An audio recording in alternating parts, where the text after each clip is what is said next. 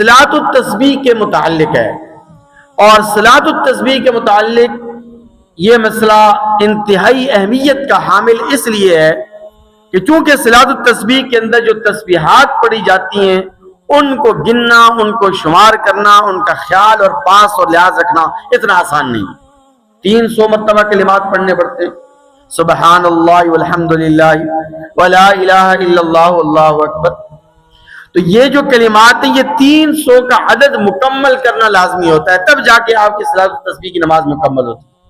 اور یہ بھی ضروری نہیں ہے کہ صلاۃ التسبیح صرف رمضان میں پڑھی جائے، غیر رمضان میں بھی پڑھی جا سکتی ہے۔ آپ علیہ السلام نے تو اس کی ترغیب پورا سال دی ہے۔ آپ علیہ السلام نے فرمایا کہ روزانہ اس کو پڑھو، روزانہ نہیں پڑھ سکتے ہفتے میں ایک دفعہ پڑھو، ہفتے میں نہیں پڑھ سکتے مہینے میں ایک دفعہ پڑھو، مہینے میں نہیں پڑھ سکتے تو سال میں ایک مرتبہ لازمی پڑھو، نہیں تو زندگی میں ایک مرتبہ تو بہرحال و باصورت پڑھنی چاہیے یہ نماز صلاۃ التسبیح۔ تو صلاۃ التسبیح کے دوران اگر آپ کی تسبیحات کسی رکن میں چھوٹ جائیں، رہ جائیں، تو پھر آپ کیا کریں گے؟ کیونکہ میں نے کیا کہا شروع میں کہ ان تسبیحات کی تکمیل ضروری ہے، 300 کا عدد پورا کرنا ضروری ہے۔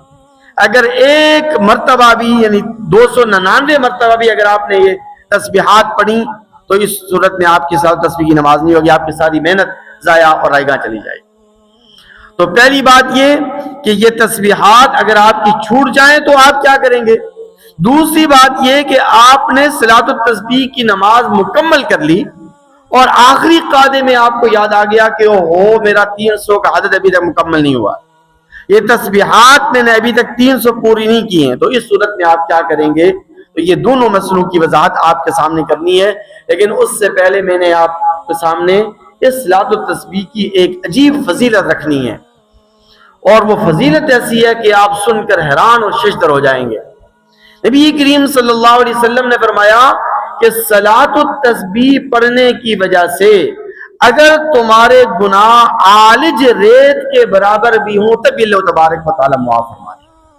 عالج ریت کے برابر، یہ عالج ریت کا جو میدان ہے اس کے متعلق معارف السنن میں محدث العصر علامہ محمد یوسف بن نوری رحمۃ اللہ علیہ نے معارف السنن جلد 4 صفحہ 293 کے اوپر لکھا ہے کہ یہ عالج ریت کا وہ ٹیلا ہے، ریت کا وہ پہاڑ ہے کہ جہاں دنیا میں سب سے زیادہ ریت پائی جاتی ہے۔ ریت کا ایک چھوٹا سا ٹیلا ہو نا، چھوٹا سا ٹیلا، ریت کا ایک چھوٹا سا پہاڑ ہو تو اس ریت کے کتنے ذرات ہوں گے آپ گن نہیں سکتے، لیکن عالج تو وہ ریت کا ٹیلا ہے، وہ ریت کا پہاڑ ہے جہاں دنیا بھر میں سب سے زیادہ ریت پائی جاتی ہے اور ریت کے ذرات پائے جاتے ہیں، ریتلی میدان ہے۔ تو گویا کہ آپ علیہ السلام نے فرمایا کہ تمہارے گناہ کتنے ہی زیادہ کیوں نہ ہو جائیں، زمین و آسمان کا یہ خلا تمہارے گناہوں سے بھر جائے، لیکن صلاۃ التسبیح کی نماز ایک ایسی نماز ہے کہ اس نماز کے پڑھنے سے اللہ تعالیٰ تمہارے وہ سارے گناہ کیا کر دیتے؟ معاف فرما دیتے۔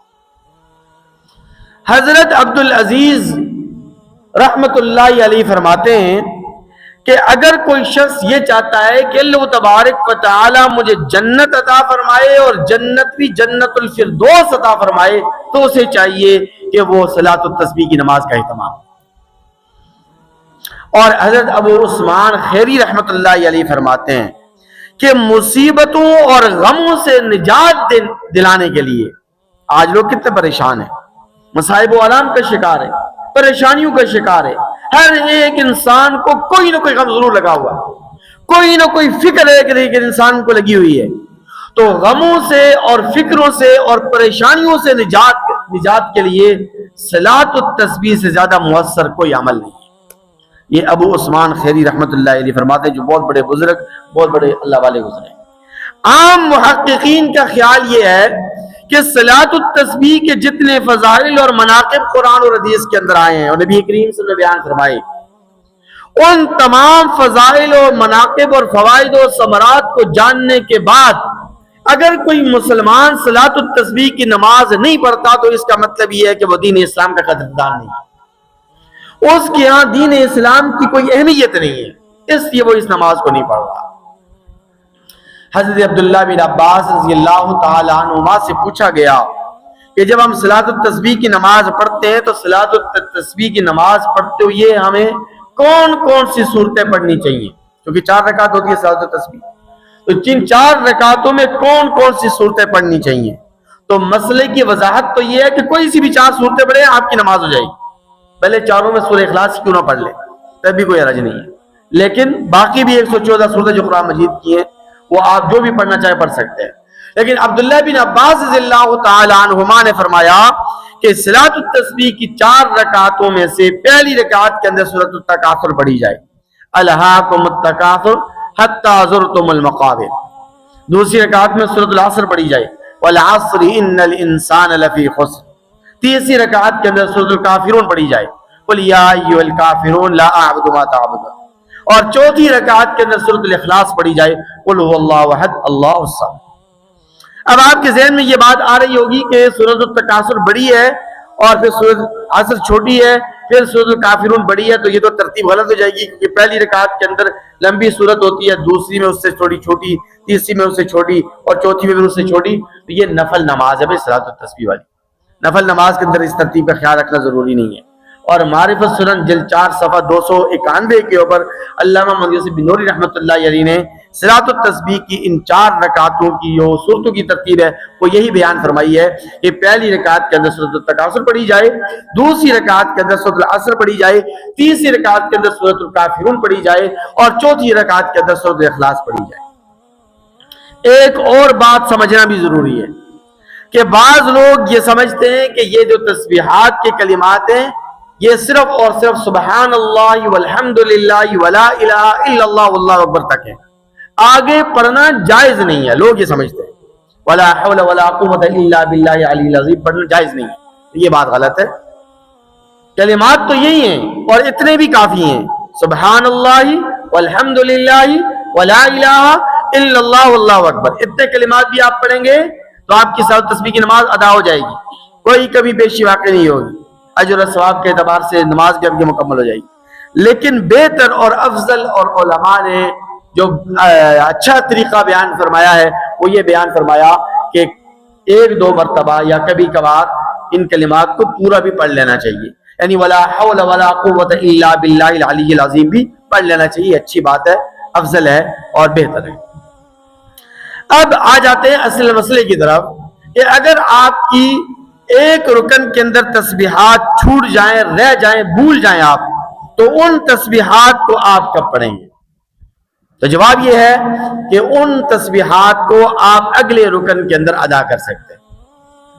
ایک رکن کی تسبیحات آپ بھول گئے تو اگلا جو آنے والا رکن ہے تو اس اگلے رکن کے اندر آپ ان چھوٹی ہوئی تسبیحات کو، ان بھولی ہوئی تسبیحات کو آپ پڑھ سکتے ہیں.